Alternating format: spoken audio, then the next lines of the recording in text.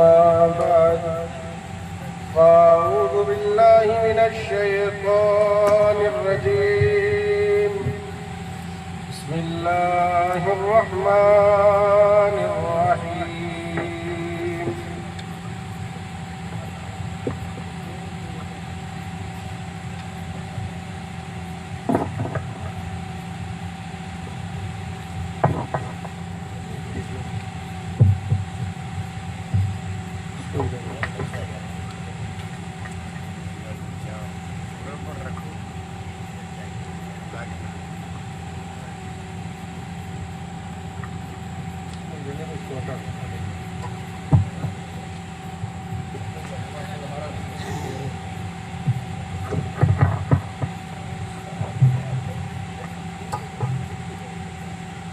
أعوذ بالله من الشيطان الرجيم بسم الله الرحمن الرحيم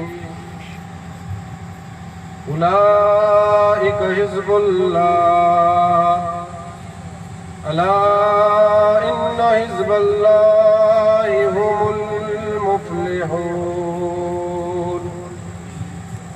آمنت بالله صدق الله العظيم وصدق رسوله النبي الأمين الكريم ونحن على ذلك لمن الشاهدين والشاكرين والحمد لله رب العالمين كما قال الله تبارك وتعالى في عظمة شان حبيبه إن الله وملائكته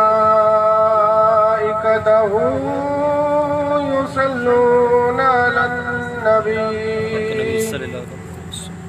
يا أيها الذين آمنوا صلوا عليه وسلموا تسليما اللهم صل على سيدنا شفيعنا مولانا محمد اللهم صل على سيدنا ونبينا وحبيبنا ومولانا محمد وعلى آل سيدنا ومولانا محمد وبارك وسلم صلاة وسلاما عليك يا رسول الله صلاة وسلاما عليك يا حبيب الله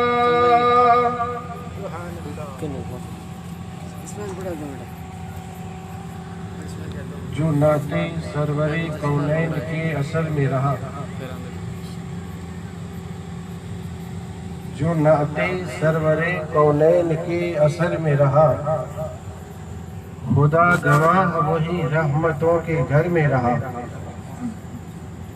خدا گواہ وہی رحمتوں کے گھر میں رہا اسے نہ منزل ایمان کبھی نصیب ہوئی اسے نہ منزل ایمان کبھی نصیب ہوئی تمام عمر جو تشقیق کے سفر میں رہا تمام عمر جو تشقیق کے سفر میں رہا طواف اس کا کرے ہے ہجوم ماہ و نجوم طواف اس کا کرے ہے ہجوم ماہ و نجوم جو ذرہ شاہ مدینہ کی رہ گزر میں رہا جو ذرہ شاہ مدینہ کی رہ گزر میں رہا اور گرا نہ سکیں زمانے بھر کی دولتیں اس کو گرا نہ سکیں زمانے بھر کی دولتیں اس کو جو شخص شاہ مدینہ کی نظر میں رہا لائق عزت تعظیم و تکریم واجب الاحترام عزت کے لائق سادات اکرام ذی وقار علماء ذوی الاحترام محترم و مکرم سامعین اکرام عزت مآب خواتین اسلام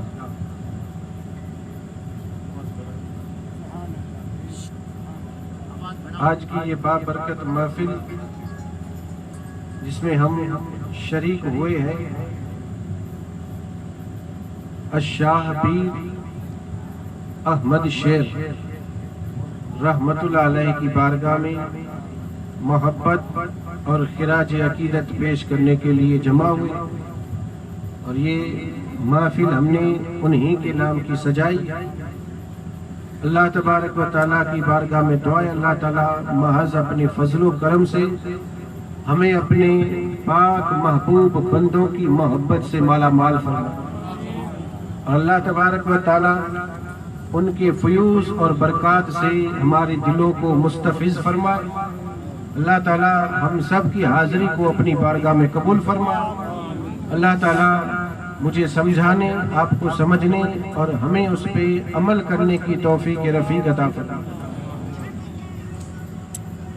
میں بخوبی واقفیت رکھتا ہوں کہ آپ لوگ بیٹھے بیٹھے تھک بھی گئے ہوں گے، کیونکہ محفل کئی گھنٹوں سے چالو، اور ظاہر سی بات ہے آپ نے مجھے جو تاریخ دی تھی وہ تھی 16،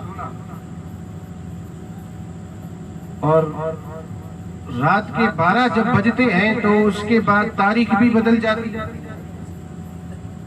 اب اگر 12 بجے کے بعد میں کچھ بولوں تو ہو سکتا ہے کوئی یہ کہہ دے کہ آپ کو تاریخ دی گئی تھی 16 اور آپ آ گئے 17 میں، ہو سکتا ہے بھائی، سب کے دماغ صحیح نہیں ہو سکتا ہے کوئی اٹھ کر کے کہہ دے کہ بھائی 16 کو پروگرام تھا، تاریخ 17 ہو گئی، یہ بھی تو زیادتی ہے، اور ظاہر سی بات ہے اس میں کسی کا قصور نہیں۔ اتنا میں آپ لوگوں کا شکر گزار ہوں کہ 3 گھنٹے سے بیٹھے، اور یہ ہم اپنی مرضی سے نہیں بلکہ یہ بیٹھانے والی ذات بھی احمد شیر کی ہے۔ لیکن لوگ ادھر ادھر بھی گھوم رہے ہیں، اب بخوبی واقفیت دیکھیں، یہ نظارہ دیکھیں آپ، کئی بار اعلان بھی کیا گیا لیکن ان پہ نظر نہیں، قربان جائیں ہم اپنی قسمت پہ، پیر احمد کی نظر ہم سب پہ۔ سبحان اللہ، بے شک۔ یہ جو پنڈال باندھا گیا اسی لیے باندھا گیا کہ یہاں اس میں بیٹھے اور اسی جگہ پہ رب کی رحمت برسے۔ جو اس پنڈال میں ہیں، جو اس شامیانے میں بیٹھے ہیں، ان سب کا بیڑا پار۔ اللہ تعالیٰ توفیق عطا فرمائے۔ جلسے کیے جاتے ہیں، مقصد یہی ہوتا ہے بیٹھ کر کے یہاں حضور کی حدیثیں سن کر کے جائیں، لیکن یہ نہیں بیٹھتے ہیں، اس کی بھی وجہ، لوگ نہیں بیٹھتے اس کی ایک وجہ یہ ہے کہ علماء کرام کا حق بولنا آج یہ کسی کو پسند ہی نہیں۔ میرے ساتھی، اور میں ان سے محبت بھی کرتا ہوں، یہ مجھ سے محبت بھی کرتے ہیں، الحمدللہ 6 سال ساتھ میں پڑھے، مولانا غلام حیدر صاحب اکبری صاحب جو ہیں، انہوں نے جو آپ کے سامنے بیان کیا، میرا دل یہ کہتا ہے کہ کچھ ہی لوگ ہوں گے جن کو یہ بیان پسند آیا ہو، کہ انہوں نے حق کہا تھا، جو آج مزارات میں جو ہو رہا ہے انہوں نے حق کہا تھا، اور یہ ساری چیزیں دیکھ کر کے دوسرے جو ہے کلمہ پڑھنے والے ہیں لیکن ہیں دشمن رسول کے، جب ایسے کام دیکھتے ہیں تو وہ ولی کو نہیں مانتے۔ یہ کام جو ہوتے ہوئے دیکھتے ہیں تب جا کر کے ان کا یقین ولیوں پہ نہیں ہے۔ جب ہم سارے یہ کام چھوڑیں گے، ظاہر سی بات ہے نبی نے جس چیز کو حرام کہا کوئی ولی حلال نہیں کر سکتا، جس چیز کو نبی حرام کہا دے کسی میں ہمت نہیں حلال کہا کے دکھا دے، اور جو حلال کہے وہ نبی والا نہیں، حلال جو کہے وہ نبی کا نہیں، نبی کا دشمن۔ لیکن میں جو آیت کریمہ اس پہ گفتگو کرنی ہے، لیکن میں ایک میری عادت ہے، میں بیان جب شروع کرتا ہوں تو پتہ نہیں کتنا وقت اور کہاں سے کہاں چلا جاتا، اور جو مقصد میرا ہوتا ہے وہ وہی رہ جاتا ہے۔ میرا جو مقصد وہ وہی کا وہی، عرض یہ کر رہا تھا اگر کوئی حلال کرنا چاہے تو وہ نبی کا نہیں، اور اگر کسی کو دلیل چاہیے تو کربلا کا میدان دیکھ لے۔ کربلا میں تھا ہی کا، یہی تو تھا، دونوں ہے، یہاں بھی کلمہ پڑھنے والے، وہاں بھی کلمہ پڑھنے والے۔ یزید کیا کافر تھا؟ کلمہ پڑھ رہا تھا کلمہ، لیکن جب اس نے نبی کی حرام کی ہوئی چیزوں کو حلال کرنے لگا، امام عالی مقام نے کہا جب تک زندہ ہوں ہونے نہیں دوں گا۔ انہوں نے اپنے ہی خون سے دین مصطفیٰ کو ایسا سینچا کہ یہ دین آج ہم سب کو نصیب ہوا۔ صدقہ جو ہے یہ سارا اولیاء کرام کا، تو یہ لوگ جو نہیں بیٹھتے اس کی بھی وجہ یہی ہے، علماء کرام کا حق بولنا۔ اور آج کے دور میں حق بولنے والے بہت کم ہیں۔ اب سب کو اپنی اپنی پڑی ہے کہ بھائی حق بولیں گے تو یہ ہوگا وہ ہوگا، کچھ نہیں ہوگا۔ اللہ جسے چاہے اسے عزت دے، جسے چاہے اسے ذلیل کر دے۔ کسی انسان کے ہاتھ میں نہیں، اللہ کے ہاتھ میں۔ بیٹھے ہیں یہاں تو دعا یہی کرے اللہ تعالیٰ، لیکن سب سے پہلے تو مجھے عمل کرنے کی توفیق دے، اس کے بعد اللہ تعالیٰ ہم سب کو عمل کی توفیق عطا فرمائے۔ آمین آمین۔ میں نے جو آیت کریمہ پڑھی پہلے میں اس کا ترجمہ کروں تاکہ کسی کے ذہن میں یہ شبہ نہ ہو کہ ترجمہ نہیں آتا تھا اسی لیے نہیں کیا۔ ظاہر سی بات ہے میں آگے جب بات چھڑوں گا تو ہو سکتا ہے کہ اس آیت کریمہ تک پہنچوں یا نہ پہنچوں۔ بات میں نے کہا وقت پہ ختم کرنا، وقت سے زیادہ نہیں، انشاءاللہ زیادہ سے زیادہ ہوا تو 12:05 اس سے زیادہ نہیں انشاءاللہ، اس سے زیادہ میں کوشش تو یہی کروں گا کہ 12 بجے ختم ہو جائے، کوشش میری یہی رہے گی، لیکن پھر بھی اگر موضوع طویل لمبا ہوا تو زیادہ سے زیادہ آپ سے صرف 5 منٹ لوں گا، اس سے زیادہ نہیں۔ ترجمہ پہلے کر دوں تاکہ آگے اگر نہ بھی پہنچوں اس آیت کریمہ تک تو کسی کے ذہن میں یہ شبہ نہ ہو کہ ترجمہ نہیں آتا۔ اللہ نے فرمایا اولئک حزب اللہ، یہ اللہ کا لشکر ہے۔ الا ان حزب اللہ هم المفلحون، اور اللہ نے اعلان کر دیا خبردار آگاہ ہو جاؤ۔ اللہ نے فرمایا خبردار یہ اللہ کا لشکر یہی کامیاب ہونے والا ہے، یہ اللہ کا لشکر ہے، اور خبردار آگاہ ہو جاؤ یہی لشکر کامیاب ہونے والا ہے۔ لیکن اس سرزمین پہ بہت سارے ملک ہیں، ملک زیادہ ہے، اور ہر ملک کی سرحد ہے، ہر ملک کی حد۔ ہمارا ملک ہندوستان اس کی بھی حد، جتنے بھی ملک ہیں ان سارے ملک اور دیس، ملک اب بھی اگر سمجھ میں نہ آئے تو دیس۔ میرا دل تو یہ چاہتا تھا کہ حافظ شمیم صاحب جو تھے وہ تقریر کرے تو اچھا ہے، کیونکہ وہ آپ کی زبان بولتے تھے، ظاہر سی بات ہے تقریر اسی میں کی جائے جو آپ سمجھیں۔ تقریر جو ہے تقریر ایسی کی جائے جس سے آپ کو فائدہ ہو، فائدہ جو آپ کو ہو اسی سے سمجھا، ایسی زبان استعمال کی جائے جو آپ سمجھیں۔ میں نہ آپ کی زبان سمجھ سکتا ہوں نہ بول سکتا ہوں، لیکن کوشش یہی کروں گا کہ اردو میں الفاظ بھی ایسے بولوں جو آپ سمجھ جائیں۔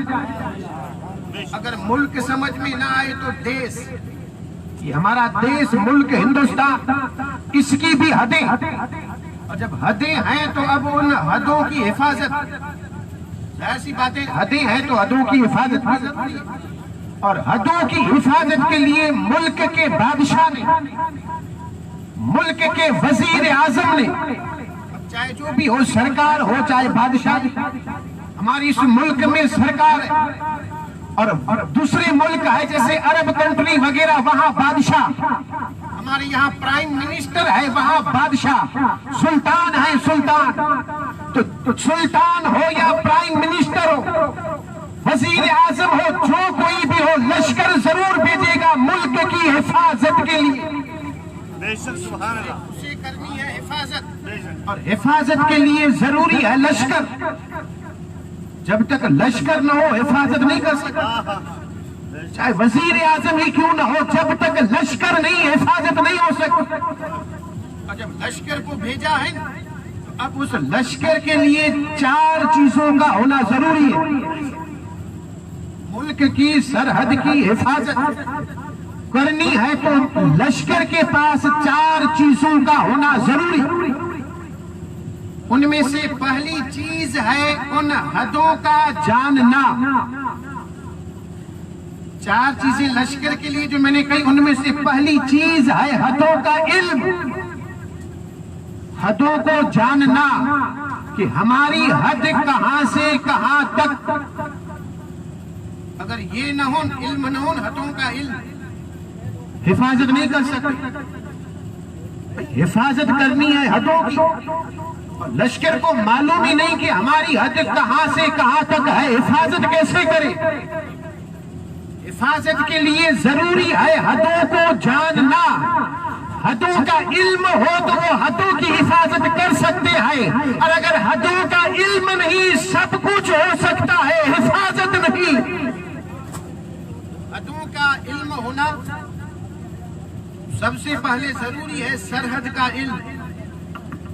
دوسری چیز ضروری ہے طاقت. پہلی علم، دوسری طاقت. اور طاقت جب آتی ہے تو پھر حفاظت ہوگی، اور اگر طاقت نہیں تو حفاظت بھی نہیں. اس کی حفاظت کے لیے طاقت کا ہونا. تیسری چیز ہے ہتھیار. ملک کے سرحد کی حفاظت کے لیے ہتھیار کا ہونا. بادشاہ نے حدیں بتا دی کہ بھائی ہماری حد یہاں سے یہاں تک. بادشاہ نے ہزاروں کروڑوں کی تعداد میں لشکر بھیج دیا، ہتھیار نہیں دی. کہا ہتھیار کیا کرو گے؟ لشکر ہے، طاقت ہے. ظاہر سی بات ہے سامنے لشکر ہوگا، اور لشکر کا مقابلہ لشکر. تو سامنے والا لشکر اگر ہتھیاروں سے لیس ہو، سامنے والے لشکر کے پاس اگر ہتھیار ہو، تو یہ بیچارے کیا کریں؟ یہ الگ بات. پہلے زمانے کے ہتھیار الگ تھے، آج کے ہتھیار الگ ہیں. پہلے یہ تیر، تلوار، جو کچھ بھی تھے، لیکن وہ بھی ہتھیار. اور آج اس زمانے میں ایٹم بم، مشین گن، یہ توپ جتنی بھی ہے یہ سارے، لیکن ہتھیار کا ہونا ضروری ہے. بغیر ہتھیار کی حفاظت نہیں ہو سکتی. یہ 3 چیز ہوئی. چوتھی چیز ہے اختیار. اختیار اسے کہا جاتا ہے کہ لشکر کو تیار کیا گیا، لشکر کو حدوں کا علم بتا دیا گیا کہ ہماری حد یہاں سے یہاں تک. اب اس ملک کا انسان بغیر اجازت کے یہاں نہ آئے، اور یہاں کا انسان بغیر اجازت کے وہاں نہ جائے. اسی کو حد کہتے ہیں. سرحد اسی کو کہا جاتا ہے. یہ ہے حد. بتا دی گئی، علم دے دیا گیا، ہزاروں کی تعداد میں لشکر، طاقت بھی دی گئی، ہتھیار بھی دیا گیا. لیکن بادشاہ یا حکومت یہ کہہ دے کہ تمہیں اختیار نہیں. سامنے اگر لشکر ہو تو تمہیں پہلے ہم سے رابطہ کرنا ہے، ہم جو جواب دیں اس پہ عمل کرنا. تمہارے پاس اختیار نہیں. اگر اختیار نہ ملے تو حفاظت بھی نہیں. نعرہ تکبیر، اللہ اکبر، نعرہ رسالت، یا رسول اللہ، فیضان اولیاء کرام، زندہ باد، نعرہ تکبیر. سبحان اللہ. اس کے لیے ضروری ہے اختیار. بادشاہ یا حکومت یہ کہتے ہیں کہ بھائی تمہیں حفاظت کرنی ہے، ہم نے تمہیں حدوں کا علم بھی دے دیا، ہمیں تمہیں طاقت بھی دے دی، تمہیں ہتھیار بھی دے دیے. اب تمہیں اختیار دیتے ہیں کہ سامنے اگر دشمن آ جائے اور وہ اس پار سرحد کو پار کرنا چاہیں تو تمہیں اختیار ہے. چاہے تو اسے قید کر دو، چاہے تو اسے جان سے اڑا دو.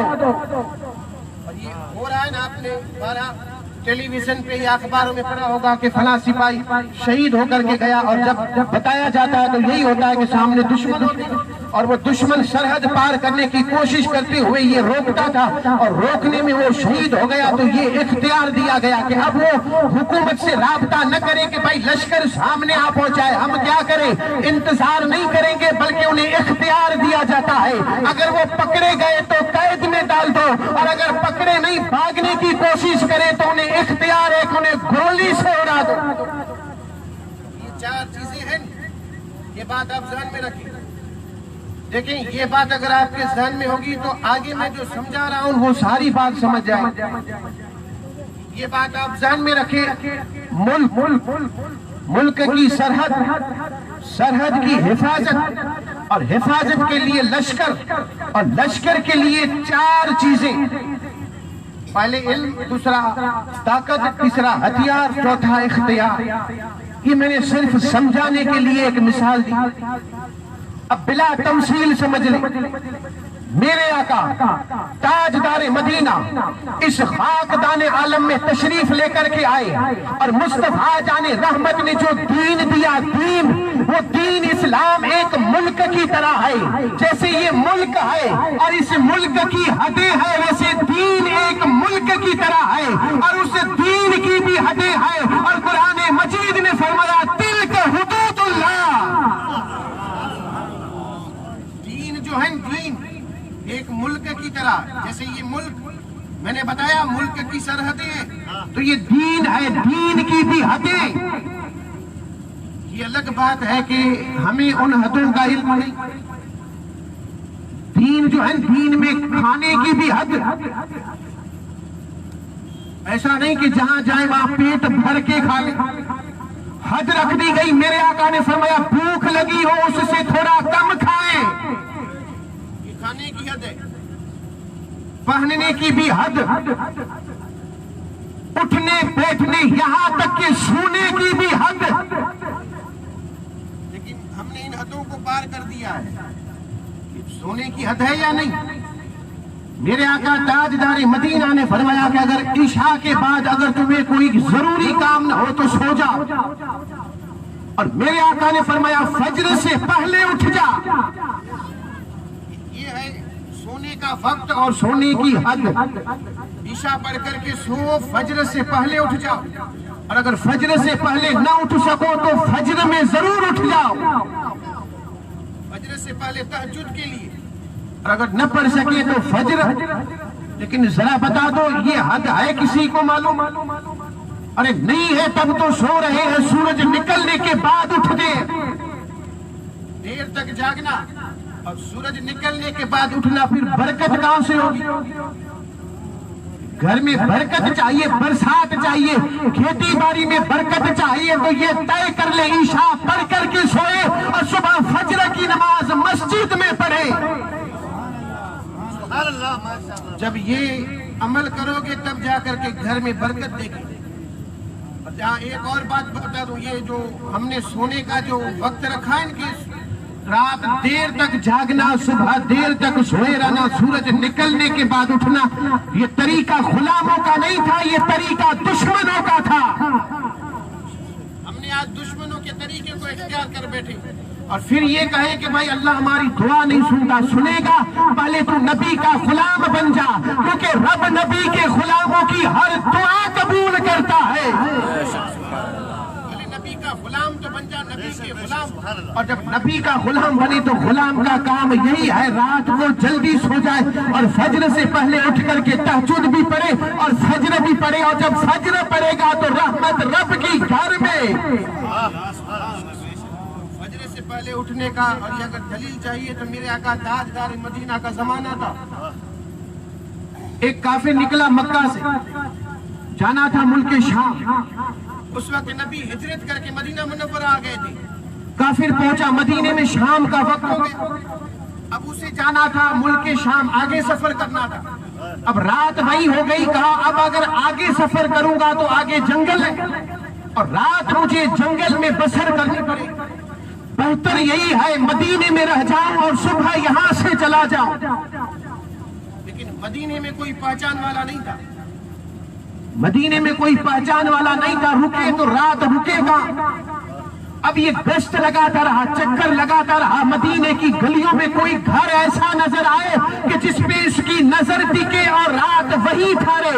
کسی کا گھر نظر نہیں آیا سوائے ایک گھر کے، اور وہ گھر عبداللہ کے جگر آمنہ کے لال مصطفیٰ کا گھر صلی اللہ تعالی علیہ وسلم۔ سبحان اللہ۔ ہاں کافر، لیکن امید تھی کہ کوئی اور روکے یا نہ روکے، یہ مجھے اپنے گھر میں ضرور روکے۔ سبحان اللہ، ماشاءاللہ۔ دستک دی، میرے آقا باہر تشریف لے کر کے آئے، پوچھا کیا ہے، کہا مسافر ہو؟ میرے آقا نے کہا مرحبا آجا۔ میرے آقا نے الگ کمرے میں اسے بٹھایا، کہا کھانا کھایا یا نہیں؟ کہا نہیں کھایا۔ میرے آقا حضرت عائشہ سے فرماتے ہیں عائشہ گھر میں کچھ ہے؟ آواز آئی نہیں گھر میں کچھ نہیں ہے۔ میرے آقا نے فرمایا ایک برتن دے، بکری پڑی ہے اور بکری کا دودھ دو کر کے دیتا ہوں۔ بکری کا دودھ دو کر کے دیا، اس نے دودھ پیا۔ نبی نے کہا کسی چیز کی ضرورت ہو تو بتا، اس نے کہا کسی چیز کی ضرورت نہیں، بس سونے سبحان اللہ بے شک میرے آقا تاجدار مدینہ نے جب یہ کہا اس نے کہا سونے کے لیے، میرے آقا نے کہا یہاں سو جا، سو گیا۔ میرے آقا نے کہا صبح، کہا نہیں میں جلدی اٹھ کر کے چلا جاؤں۔ اور یہ جلدی اٹھ کر کے جانے کی بھی وجہ تھی، جلدی اٹھ کر کے جانے کی وجہ یہ تھی کہ یہ وہ شخص تھا جو نبی کو پاگل اور دیوانہ کہتا تھا۔ مکے میں جب میرے آقا نے اللہ نے نبوت فرمایا تھا اور یہ کہا تھا کہ میں اللہ کا نبی، اللہ کا رسول ہوں، جن جن لوگوں نے ٹھکرایا تھا ان میں سے ایک تھا جادوگر کہنے والا، گالیاں دینے والا، نعوذ باللہ پاگل کہنے والا یہ تھا۔ خیال یہ تھا کہ اگر صبح اجالے میں مجھے پہچان لیں گے تو پھر مجھے یہاں سے جانے نہیں دیں گے، سزا دیں گے۔ اس لیے اس نے کہا میں جلدی جلدی چلا جاؤں گا اندھیرے میں۔ میرے آقا نے فرمایا تیری مرضی، اگر صبح تک روکے تو پھر تیرے لیے کچھ تیاری۔ اس نے کہا نہیں نہیں جلدی نکل جاؤں گا، لیکن تھا دشمن۔ میرے آقا اپنے گھر گئے، فجر سے پہلے اٹھے، یہ نبی کا طریقہ تھا، فجر سے پہلے اٹھ کر کے باہر نکلے، دیکھا تو وہ سویا ہوا۔ میرے آقا نے کہا ہے کافر، نماز تو فرض ہے نہیں۔ میرے آقا نے اٹھایا نہیں، میرے آقا نے تہجد پڑھی، نماز فجر پڑھی، فجر کے بعد میرے آقا نے دیکھا تو سویا ہوا۔ میرے آقا نے ابھی بھی نہیں اٹھایا، سورج جب طلوع ہو گیا، سوا نیزے پہ آیا، تب جا کر کے نبی نے اٹھایا اور نبی نے کہا اب اٹھ جا، سورج بھی نکل گیا، اب اٹھ جا۔ اٹھا، میرے آقا نے فرمایا تو صبح جلدی جانے والا تھا اور یہ دیکھ سورج نکل آیا۔ اچھا تیرا بیٹھ، تیرے لیے کچھ لے کر کے۔ میرے آقا پھر دودھ لے کر کے، جب دودھ لے کر کے آئے تو اس نے کہا کیا آپ نے مجھے پہچانا؟ کیا کہا آپ نے مجھے پہچانا؟ میرے آقا نے فرمایا میں نے تجھے رات کو ہی پہچان لیا تھا، اب پوچھ رہا ہے صبح دن میں؟ ارے رات کے اندھیرے میں ہی پہچان لیا تھا، تو وہی تو ہے کہ جب میں مکے کی گلیوں سے نکلتا تھا تو میرے جسم پہ کچرا پھینکنے والا تو تھا۔ اس نے جب یہ ساری باتیں سنی، میرے آقا نے فرمایا، میرے آقا سے اس نے عرض کی، کہا جب آپ یہ جانتے ہیں کہ میں نے آپ کو گالیاں دی، میں نے آپ کو جادوگر کہا، میں نے آپ کو پاگل کہا، آپ کے جسم پہ کچرا پھینکا، آپ کے رستے میں کانٹے بچھا دیے، تو پھر یہ کھانا کھلانا اور یہ گھر کے اندر رہنے کے لیے جگہ دینا، یہ سب کچھ ہے کیا؟ نبی نے جواب دیا کہ وہ سب تیرا تھا اور وہ تیرا کام تھا، اور سب کچھ معاف کر کے مدد کرنا مصطفیٰ کا کام۔ تکبیر، اللہ اکبر، نعرے رسالت، یا رسول اللہ، عظمت مصطفیٰ، فیضان اولیاء، زندہ باز۔ تو عرض یہ کر رہا تھا، اس نے کلمہ نہیں پڑھا تھا، اس وقت حال یہ تھا کہ رات کو دیر سے سوتا، صبح دیر سے اٹھتا، اور جیسے ہی اس نے کلمہ پڑھا پھر اس کی عادت یہ تھی جلدی سو جاتا، فجر سے پہلے اٹھ جاتا۔ یہ حد ہے دین میں، یہ حد۔ اب دین کی جب حدیں ہیں تو ملک کی حدوں کی حفاظت کے لیے لشکر، تو یہاں دین کی حفاظت کے لیے بھی اللہ نے ایک لشکر بھیجا۔ اس کا ذکر میں نے آیت کریمہ میں کیا کہ اولئک حزب اللہ، یہ اللہ کا لشکر ہے، اللہ نے لشکر کو بھیجا اور مقصد یہی ہے دین کے سرحد کی حفاظت کرنا۔ لشکر بھیجنے کا مقصد یہی ہے کہ دین، اس کی حدیں ہیں، ان حدوں کی اگر کوئی خلاف ورزی کرے، ان حدوں کو اگر کوئی پار کرے تو پھر ان حدوں کی حفاظت صرف اولیاء اللہ ہی کرے، کیونکہ نبوت کا دروازہ ختم ہوا۔ میرے اور آپ کے آقا تاجدار مدینہ خاتم الانبیاء مصطفیٰ جان رحمت پہ نبوت ختم، اب کوئی نبی نہیں آ سکتا، رب نے ولایت کا دروازہ کھول دیا۔ ولایت کا دروازہ جو کھلا ہے وہ دین کی، اب دین ایک ملک کی طرح ہے، اس کی بھی سرحدیں ہیں اور اس کی حفاظت کے لیے لشکر ہے اولیاء اللہ۔ میں نے کہا ملک کی سرحد کی حفاظت کے لیے لشکر، اور لشکر کے لیے چار باتیں میں نے بتائی، چار باتیں ہیں لشکر کے لیے۔ سب سے پہلے علم، اس کے بعد دوسری بات ہے طاقت، تیسری بات ہے ہتھیار، چوتھی بات ہے اختیار۔ یہاں جب دنیا والوں کو دیا جاتا ہے تو یہاں رب نے ولیوں کو بھی علم دے دیا۔ سبحان اللہ۔ یہاں سے سے ثابت یہ ہوتا ہے، ظاہر سی بات ہے، دنیا وہ تو ملک تھا اور ملک کی حدوں کو جاننے والا لشکر تھا، اور یہاں دین ہے، دین میں بات کر رہا ہوں دین کی، اور یہاں لشکر ہے اولیاء اللہ۔ ثابت یہ ہوا دنیا میں چاہے جتنا بڑا عالم کیوں نہ ہو، ان سارے عالموں سے بڑے عالم اولیاء اللہ، دین کو سب سے زیادہ جاننے والے اللہ کے ولی۔ مولانا غلام حیدر نے یہی تو کہا تھا، پہلے شریعت ولایت بعد میں، شریعت ہوگی تب طریقت آئے گی، شریعت ہی نہیں تو طریقت کہاں؟ اور اللہ مجھے معاف فرما دیں، لیکن ایک بات ضرور بتاتا چلتا، آج کل کے جو طریقت والے ہیں انہوں نے شریعت کو چھوڑ کر کے طریقت پہ چلنا شروع کیا۔ شریعت کو چھوڑ کر کے، سب سے پہلے تو شریعت ہے، شریعت کو چھوڑ کر کے کوئی طریقت تک نہیں پہنچ سکتا، اور پھر اسی بات پہ امید لگا ہے بیٹھنا کہ ہمیں بخشائیں گے، ہمیں بخشوائیں گے، ہمیں بخشوائیں گے۔ ذرا غوث اعظم کا فرمان سنیں، بارہا آپ نے یہ فرمان ضرور سنا ہوگا کہ غوث اعظم کا مرید جب تک جنت میں نہیں جائے گا تب تک غوث اعظم نہیں جائیں گے، سنا یا نہیں آپ نے؟ بارہا سنا ہوگا، لیکن ایک اور فرمان عبد القادر جیلانی کا ہے، غوث اعظم نے فرمایا بے نمازی کو مسلمان کے قبرستان میں دفن مت کرو۔ اب ذرا سوچیں، جو غوث بے نمازی کو مسلمان کے قبرستان میں دفن کرنے سے منع کرتا ہے، کیا وہی غوث بے نمازی کو جنت میں لے کے جائے گا؟ ذرا سوچیں، سب سے پہلے ہے شریعت، شریعت کو سب سے زیادہ جاننے والے اولیاء اللہ، سب سے بڑے اگر دین کے عالم ہے تو اللہ کے ولی۔ دوسری بات تھی طاقت، لشکر کو حکومت یا بادشاہ نے طاقت دی تھی حفاظت کے لیے، یہاں اولیاء اللہ کو اللہ نے طاقت، اپنے دوست اپنے بندوں کو اللہ نے طاقت۔ میں نے کہا وہ تو میں نے سمجھانے کے لیے مثال دی، دنیا والی مثال دی تھی کہ ملک حفاظت سرحد لشکر ہزار کروڑوں کی تعداد میں، لیکن یہاں اللہ نے طاقت ایسی دی ہے کہ اگر ہے ایک لیکن طاقت کروڑوں کی ہے تو ایک لیکن طاقت کروڑوں کی ہے۔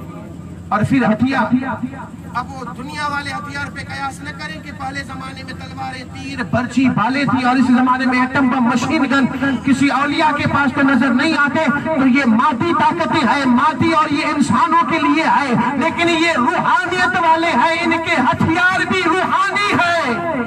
سبحان اللہ، سبحان اللہ۔ ان کو ان مادی طاقت اور مادی ہتھیاروں کی ضرورت نہیں ہے، اللہ نے انہیں طاقت بھی روحانی دی ہے، ہتھیار بھی روحانی۔ اور چوتھی چیز ہے اختیار، اللہ نے اولیاء اللہ کو اختیار دیا، اللہ نے یہ اختیار دیا کہ اے میرے دوست یہ دین ہے، حفاظت تجھے کرنی ہے، نبوت کا دروازہ ختم، میں نے تجھے اپنا دوست بنایا، ولایت دی ہے، تو اب حفاظت تجھے کرنی ہے، اور حفاظت اس طریقے سے کر کے کوئی دین کی خلاف ورزی نہ کرے، اور اگر کرے تو تجھے اختیار ہے، چاہے تو سزا دے چاہے تو معاف کر دے، تجھے اختیار ہے، چاہے تو سزا دے چاہے تو۔ یہ دین کی حفاظت کرنا اولیاء اللہ کا کام ہے۔ اب اگر اس پہ دلیل چاہیے تو میں صرف ایک ہی واقعہ کروں گا، یہ اولیاء اللہ کا کام ہے حفاظت کرنا دین کی، اور اولیاء اللہ ہی دین کی حفاظت کرتے ہیں، کسی اور انسان کا کام نہیں، یہ کام ولیوں کا ہے کہ وہ دین کی حفاظت کرے۔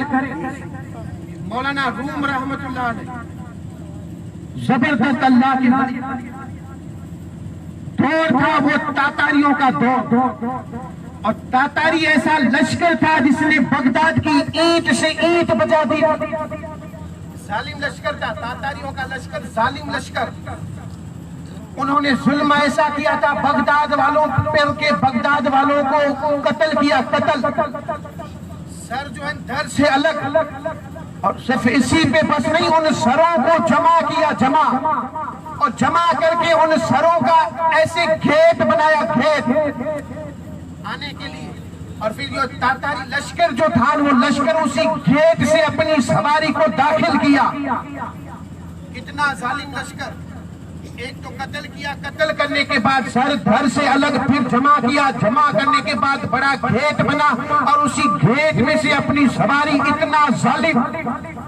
اب اس نے رخ کیا کونیا بستی کی طرف جو مولانا روم رحمت اللہ علیہ کی, اور آپ وہیں رہتے تھے کونیا بستی میں. جب رخ اس کی طرف ہوا بستی والوں کو خبر ہوئی کہ تاتاریوں کا لشکر آ رہا جس نے بغداد کی اینٹ سے اینٹ بجا دی ہے. اب جب انہیں معلوم ہوا کہ لشکر ظالم ہے, ہمارا خون کر دے گا, قتل عام کر دے گا, سب کونیا بستی والے جمع ہوئے, پہنچے مولانا روم کے دروازے پہ. کہیں اور نہیں گئے, آئے ہیں مولانا.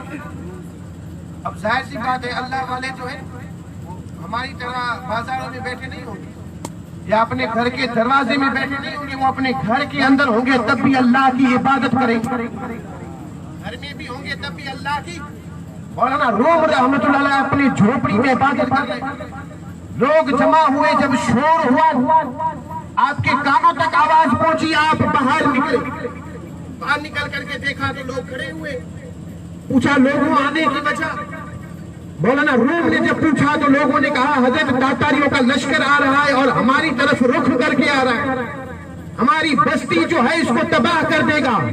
مولانا روم رحمت اللہ علیہ نے کہا کہ بھائی مجھے معاف کرو, میں ایک اکیلا انسان کیا کر سکتا, سامنے لشکر ہے, لشکر کا مقابلہ لشکر کرے گا. جاؤ کسی بادشاہ کے پاس, بادشاہ سے کہو مجھے لشکر چاہیے, اور لشکر دے گا بادشاہ. لشکر کے پاس ہتھیار بھی اور لشکر کے پاس طاقت بھی ہوگی اور لشکر کا مقابلہ لشکر کرے گا, میں نہیں. یہ کہا کر کے آپ چلے گئے اپنی جھونپڑی میں. لیکن وہ جو آئے تھے وہ سب پختہ ایمان والے, مضبوط اور یقین والے. ان کا ایمان مضبوط تھا, ہماری طرح ان کا ایمان نہیں تھا. ہمارا ایمان تو یہ ہے کہ آئے ایک ولی کے مزار پہ. یہی ہندوستان کے شہنشاہ معین الدین چشتی خواجہ غریب نواز آیا تھا. وہ ایک نابینا آ کر کے بیٹھا تھا. آیا تھا کس لیے؟ آنکھ کی روشنی مانگنے کے لیے. اور پھر اس نے ہاتھ بڑھا دیے, کہا تھا یا اللہ غریب نواز کے صدقے میں روشنی دے دے. یہی مانگ رہا تھا. اور وہاں کوئی ایک صاحب نکلے جو مالدار تھے. انہوں نے سوچا کہ یہ فقیر ہے, غریب ہے, بڑی نوٹ نکال کر کے اس کے ہاتھ میں تھما اور معاف فرمائے اگر کوئی ہو تو یہ اندھے ہیں, اندھے آنکھوں سے جو نابینا ہے, نوٹوں کو پہچاننے میں ماہر, اور یہ پہچان لیا بڑی نوٹ ہے. خیال یہ کیا کہ اب آنکھوں کی ضرورت ہے کیا, جیب والی بات یاد رکھی, آنکھ والی بات ہے. اب جیسے بھی کوئی آنے کی آواز سنتا ہاتھ پھیلا دیتا, لوگ آنے والے آتے دیکھ کر کے چلے جاتے. اورنگزیب عالمگیر ہندوستان کے راجہ بنے, اور جو بھی راجہ بنے, راجہ بنتا بعد میں, پہلے غریب نواز کے در کا فقیر ہے, فقیر. آج بھی دیکھیں گے لوگ اگرچہ چوری چھپ کے لیکن چادر ضرور بیچتے ہیں. آج بھی جو بادشاہ بنے ہوئے ہیں ایسے ہی نہیں بنے, وہ بھی جانتے ہیں کہ اگر چادر نہ چڑھائی گئی تو ہماری حکومت ہمارے ہاتھ سے چھین لی جائے گی. آج بھی لوگ مانتے ہیں, اسی لیے تو چادریں چڑھاتے ہیں. منتیں یہ الگ بات ہے کہ چھپ کر کے کرتے ہیں, لیکن کرتے ضرور ہے. ان کو بھی ماننا پڑا کہ ہندوستان کا راجہ معین الدین اجمیری ہے. سبحان اللہ. نعرے تکبیر, نعرے رسالت, فیضان غریب نواز, نعرے اورنگزیب عالمگیر آئے, آ کر کے آگے بڑھے. آپ نے دیکھا کہ یعنی اس وقت جب آئے تھے تو یہ اعلان ہوا تھا ہندوستان کا راجہ آ رہا ہے, اورنگزیب عالمگیر آ رہا ہے. جب یہ اعلان ہوا اجمیر کی گلیاں ساری بند ہو گئی اور خادم جتنے بھی تھے مزار چھوڑ کر کے چلے گئے. یہ نابینا بھائی کھڑا تھا اور ایک سپاہی نے کہا تجھے معلوم نہیں ہندوستان کا راجہ آ رہا ہے, اورنگزیب عالمگیر آ رہا ہے. اس نابینا نے جواب میں کہا یہاں کوئی راجہ نہیں, یہاں صرف راجہ ایک ہے, معین الدین اجمیری ہے.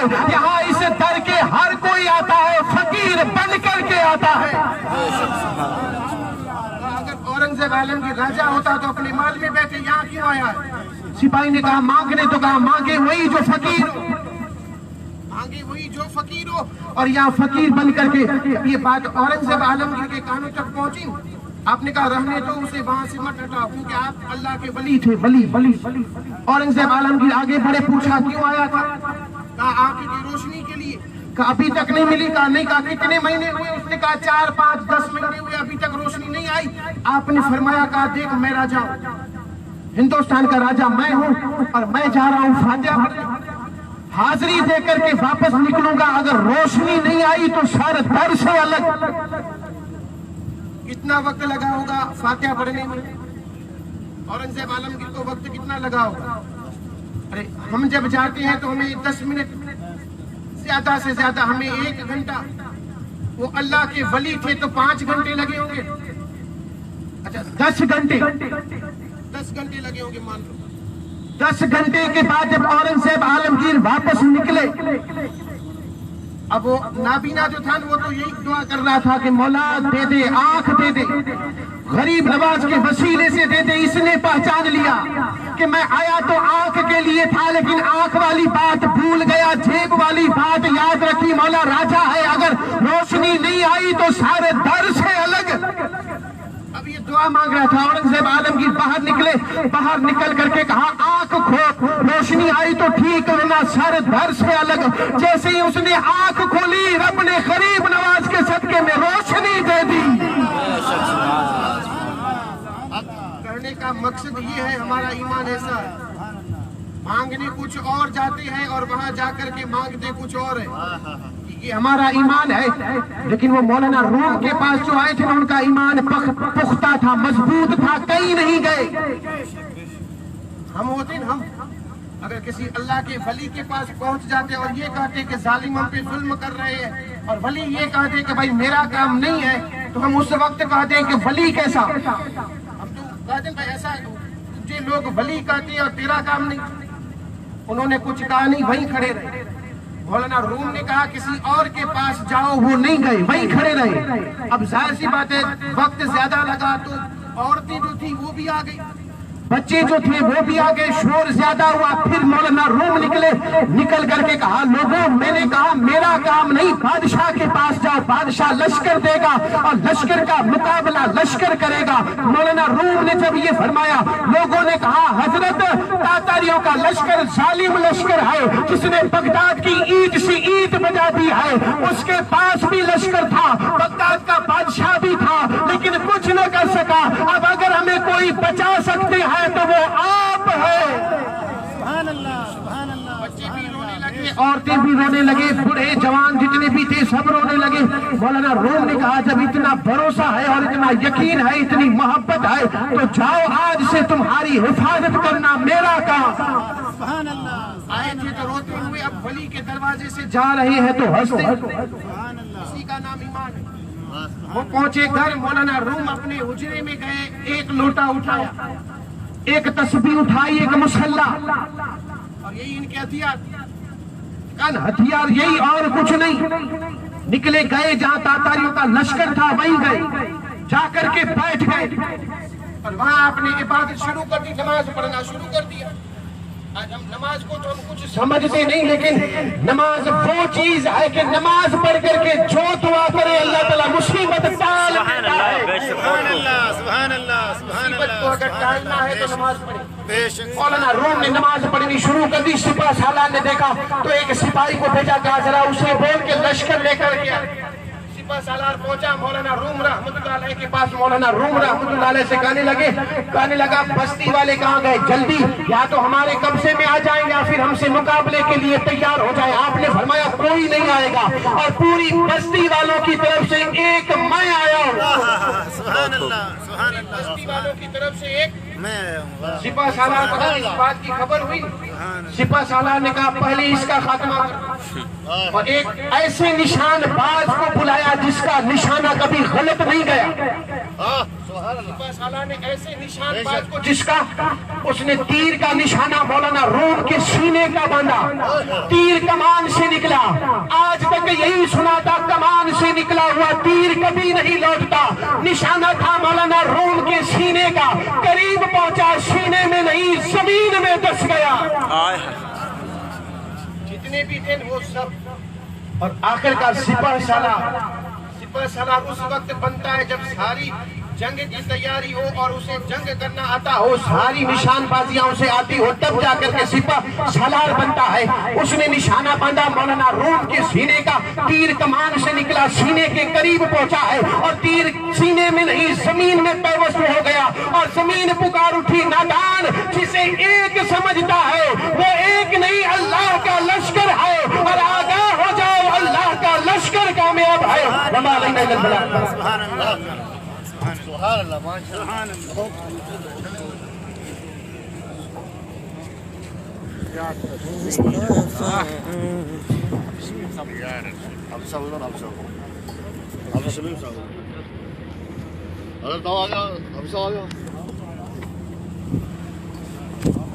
یا نبی سلام علیکہ، یا رسول سلام علیکہ، یا حبیب سلام علیکہ، صلوات علیکہ، یا حبیبی یا رسول اللہ۔